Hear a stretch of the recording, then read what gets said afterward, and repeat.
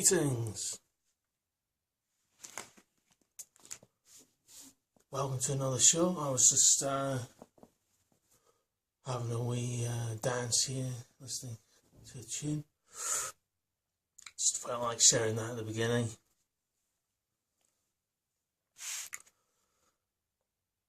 Today we have reached day 48 in this Galactic Tarot sequence. And today we are liberating the time codes of, yes, the infinity codes. Yes, today. Happy Ancient Stonecirlces Day Eve. Which is to say, tomorrow is Ancient Stonecircle Day. So we've reached the cross quarter day that I have mentioned already in the episodes covering Galactic Arkana number 1.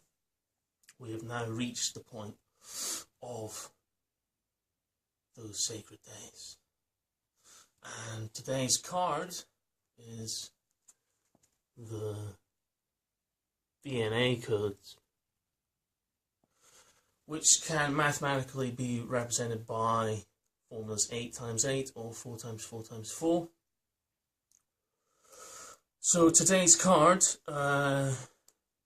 day 48, card 35, Alchemy 9, DNA codes, food C, order. In the 1950s, the DNA code was discovered. And years after that, its relation to the ancient Chinese oracle called the I Ching. What greater alchemy is there than the codes of life? What really is the Philosopher's Stone? This version of the I Ching is the radial order, so 8 houses of 8 hexagrams. Make the combinations of 8 times 8 trigrams or 4 times 4 times 4. When you count them as double lines. The 4 nucleic acid base pairs, GATC, follow the same mathematical sequence. It is a mirror. How deep does the rabbit hole go? This card is actually called Divine DNA. And just so we're clear, what do I mean by that? That means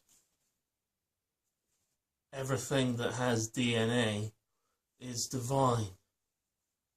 That may provoke questions, but ultimately yes, because it's creation. Now different environments, create different conditions for life to emerge. So, but the DNA itself is divine. And when I say divine, maybe this word brings up, maybe it's a trigger word,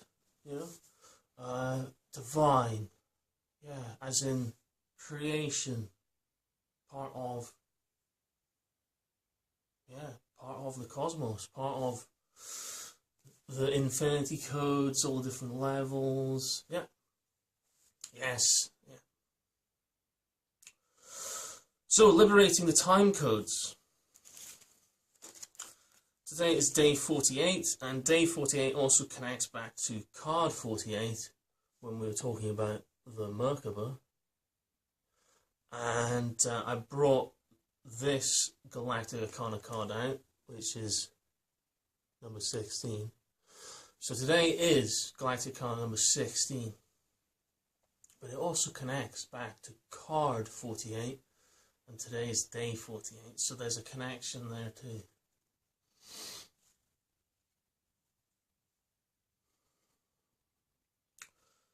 At the center of this geometry, you have the original 8 plus the 8 times the 8 around.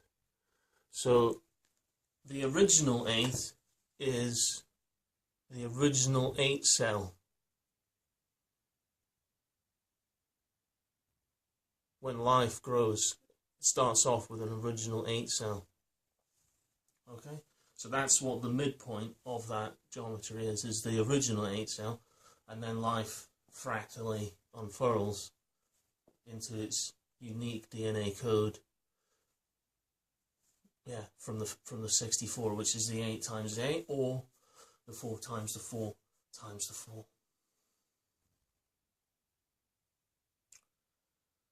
Yes, the spark of life. Spark of life. The vehicle for our awareness in the body. That spark of life. And you can see that spark here. See this? That's a spark of life.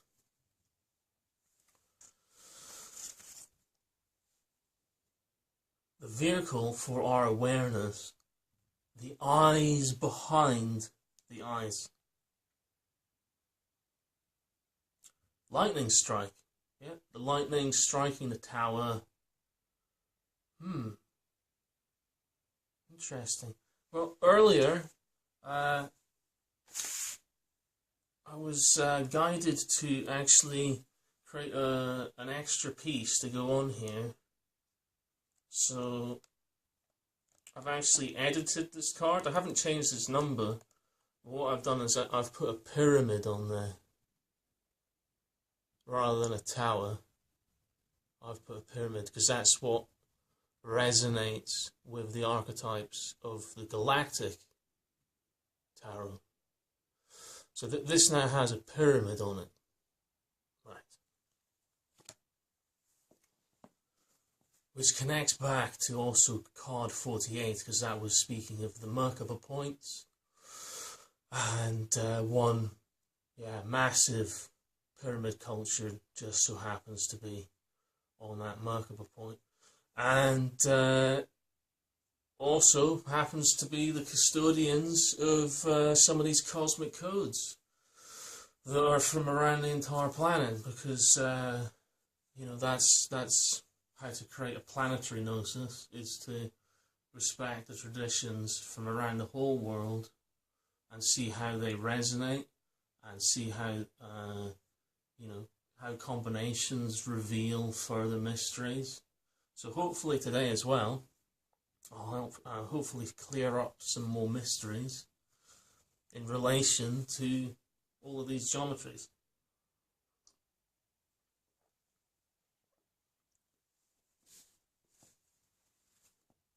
Now I'm going to be mentioning a time cycle that I haven't covered specifically yet in this series, but will be covering in the videos in the next few days. That cycle is called the Saros cycle, and that relates to the mathematics that connects in back to this archetypal level. So these episodes are purposely to be shortened, as in they're only 30 minutes. Before I was maybe an hour and a half on some episodes. I'm basically compressing information, and I will do that again, on the third iteration. But since then, I've also uncovered more pieces of the puzzle that help to bring a bigger understanding of how the different cycles interact over thousands of years. Yes, indeed. Over thousands of years.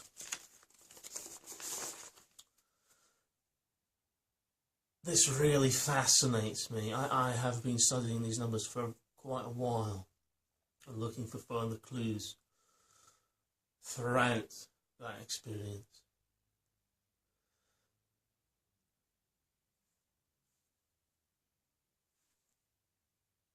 In the previous video series, I went into quite a lot of depth in relation to Galactic Arkana 16. Today, I'm going to be relating it on a level that helps to encapsulate further episodes that will go into greater detail. But today, we'll see how some of those cycles actually fit within this particular, you could say, segment of the fractal codes.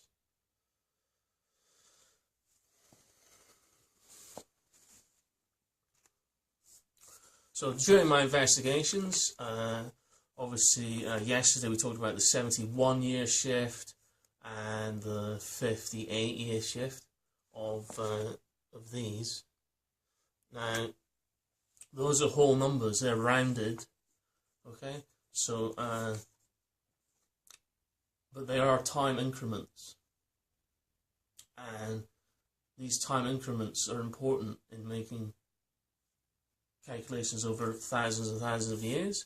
So it's through using these time increments that have helped me to decode greater fractal levels and finding how the waves interact on these vast scales. Okay, so I've mentioned the 372 and the 391 before, and those will be gone into great detail at the end of the alchemy stage. But during my investigations, one of the cycles I found was when these numbers, now it was mentioned in someone else's research just as 1,154 years in their research, and then when I was correlating with my own, I noticed that 1,154 is also this. So a 391, a 372, and a 391. So these are the cycles that I included at the end of my first book, which I've also gone into before. But here I was finding them in someone else's work, okay? And this was during this process at the end of last year, when many, many levels of these fractal codes really started to connect up in ways I'd not seen before in terms of scale. Like, you know, a lot of the work I do here is just making sense of a year, you know, or 19-year cycles, 33-year cycles. You know, I was, starting to learn the basics before making bigger calculations, but I did do bigger calculations as well. But here, I was finding other nuances within other cycles, and then finding other folks' work that also connect back with the greater research of how it all connects together. History, the ice cores, the maths, the ancient knowledge, modern maths, ancient knowledge, history, all these different things, all connecting up. Mind-blowing, to be perfectly honest. Absolutely mind-blowing, to be perfectly honest, yeah. Mind-blowing. So, liberating the time codes.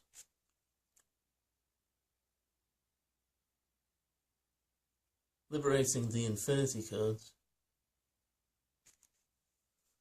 What do I mean? Yeah, understanding our reality more by actually seeing how everything on a timeline relates.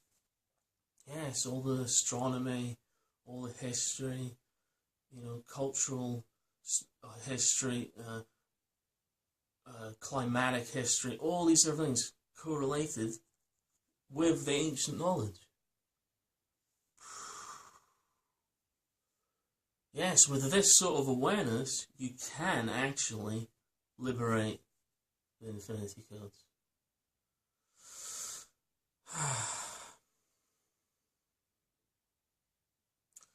So this 1,154 year.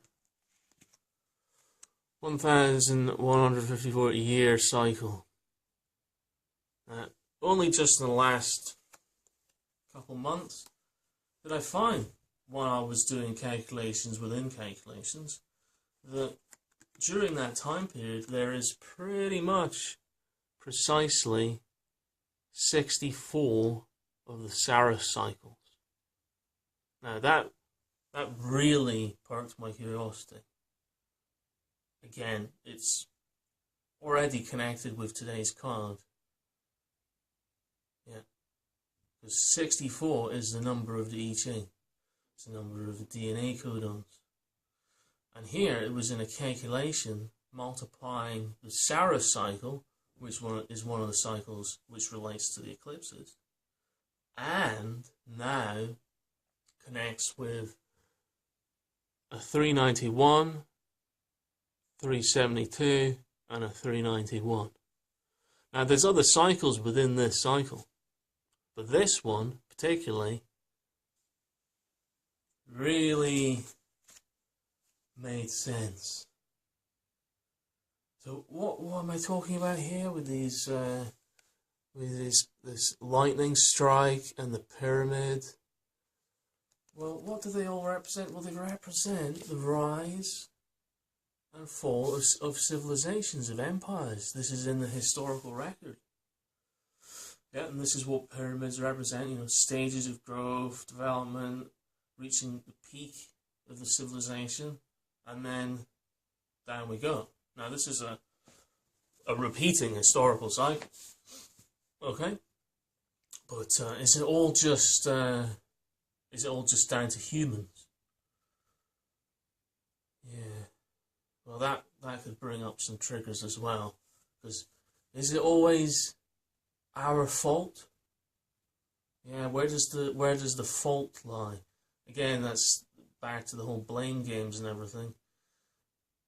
The point of liberating the time codes is to understand that nature ultimately rules.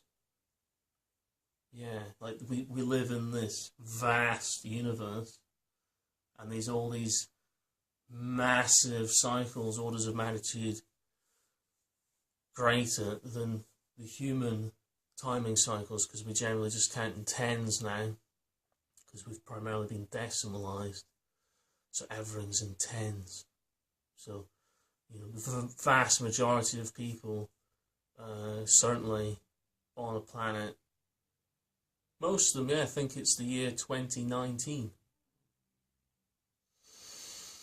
Well, it all depends on how, you know, what you're timing that in relation to. Well, I'm gonna share with you in the later episodes what I think actually the year is now, but that's when I go into the detail of these 391 and 372.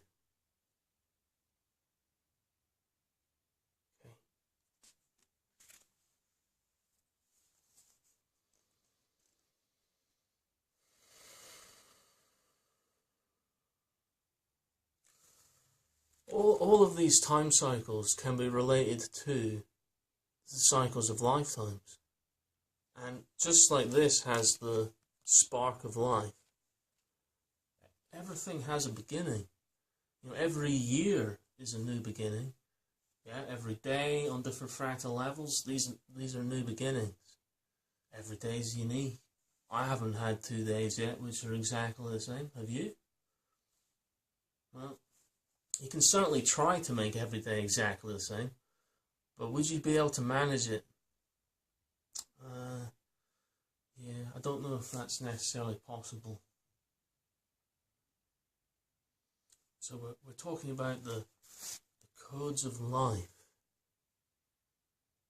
of the universe that we live in.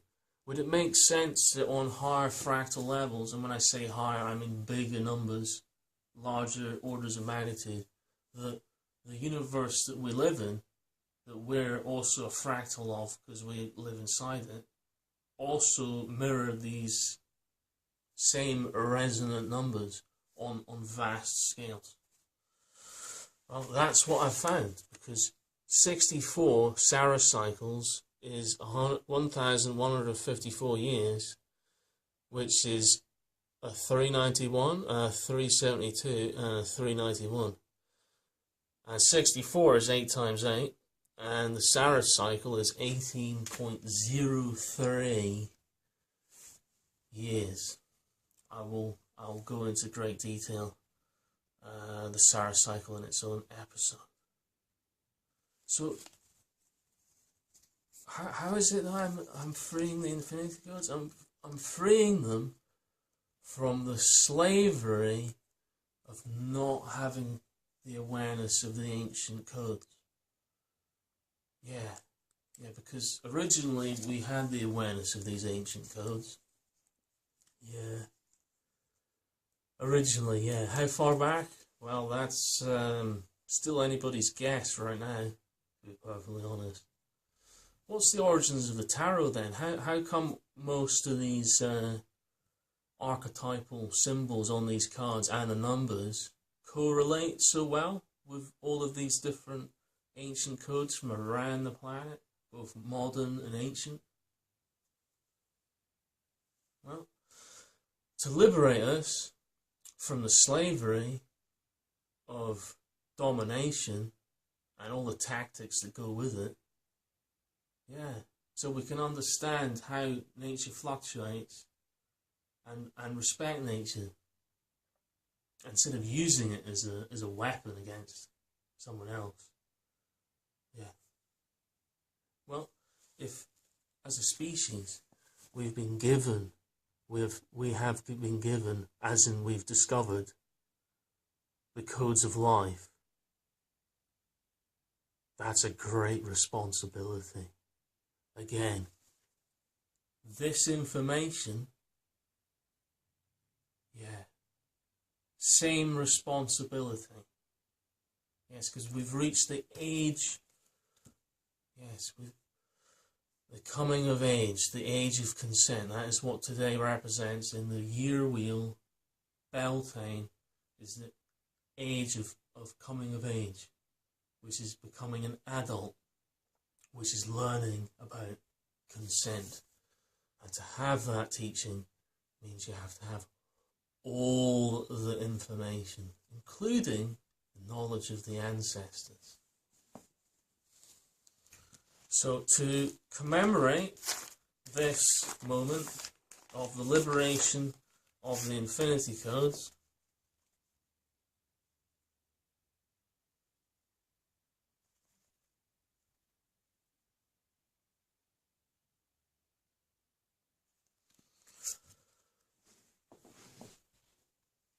I've placed an infinite eye in the pyramid.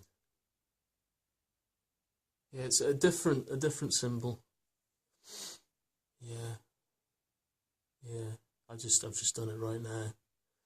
So that represents the awareness of understanding all these fractal levels of nature that we live in, that correlate with historical cycles, the rise and fall of empires, climatic cycles, the ice cores, the modern scientific maths, the ancient scientific maths, and even, bizarrely, this so-called occult system. Yeah, and all these levels together, that's what this represents.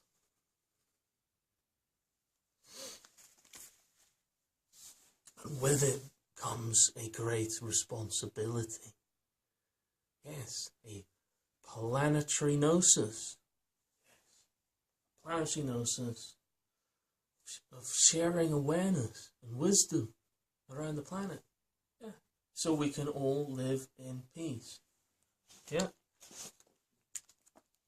19,000 years of peace. Yeah, it's actually an Arcturian directive, and this is actually what species do in order to become members of the galactic peace team. Yeah, there has to be peace on planet Earth for 19,000 years, and then maybe the UFOs, so-called extraterrestrial vehicles, will maybe come and say hello. Yeah. Well, Well, would you come and say hello to a species that seems to wish to annihilate itself while it remains ignorant of these vast cosmic cycles? Or pretends and keeps the information secret? No, why would you? If you've got a whole galaxy to explore,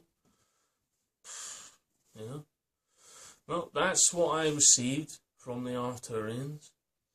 The Arcturians work with codes, so perhaps you're an Arcturian as well if you work with codes.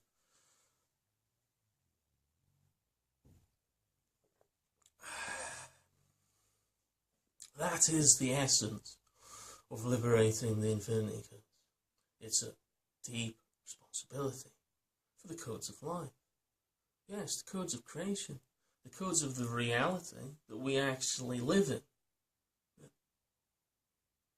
which our ancestors were aware of, because that's why they built everything, to understand the fluctuations. Or maybe they didn't in the first place, but through building it, yeah, if they kept meticulous notes, they would have noticed the fluctuations. Yeah. Which would then have been, you know, specialist knowledge. I mean, it depends on how the culture relates to the wisdom. Do they share it? You know, do they keep it to themselves? That's why I've mentioned before that, to be perfectly honest, I think we could have cut out a lot of the wars in the past if we could just sit down in a peace circle and pass around a talking stick and maybe have a peace pipe. Yeah, just share wisdom and awareness about the reality we live in. Give respect to the ancestors and build a better world for the future, for the children of the future, so they live in an even more harmonious world than today. These are the sorts of responsibilities that go with the liberation of the infinity codes, the eternal knot of life. That's what today's, that's what it represents today, yeah? That I. Yeah.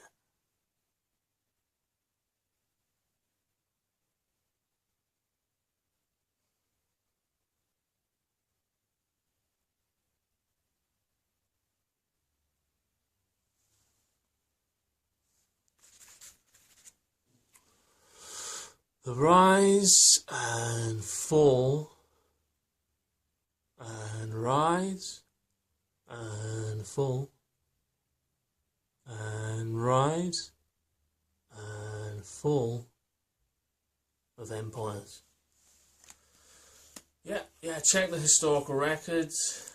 Yeah, check all the research. So many researchers now. Yeah. Respect all the researchers. Yeah. Respect the ancestors. Respect the universe. Because nature rules. Yes, it does. Right.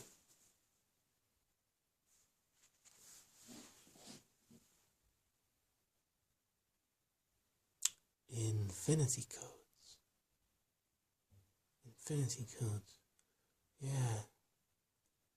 Yeah, not infinite growth. No, infinite awareness. Yeah, to have infinity codes means you understand how the whole process works, so you don't create waste, or you understand how to eradicate waste by using more advanced technologies. More natural technologies, you'll find out, are actually pretty good, and they've been around for quite a while. But now, with the infinity codes being liberated, now it's our responsibility as a planet to make those changes. Yes, it is. With infinite awareness. Yes, it is. Okay? So I now give you this on an awareness level. Bless you. Take care. May peace prevail.